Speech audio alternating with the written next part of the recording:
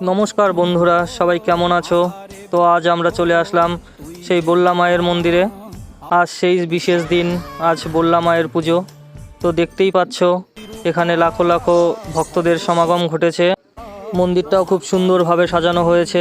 আমাদের এই বল্লা মা খুব জাগ্রত, এখানে সবাই আসে তাদের মনোবাসনা জানাতে। আর আমাদের এই মা কখনো কাউকে খালি হাতে ফিরিয়ে দেয় না। যার যা মনের ইচ্ছা বল্লা মা তার ইচ্ছেকে পূরণ করে দেয়। আমরা এই বিশেষ দিনটার জন্য সারা বছর অপেক্ষা করে থাকি, কবে মা আমাদের কাছে আসবে। জয় মা বল্লা মা, আমার মা, সবার মা।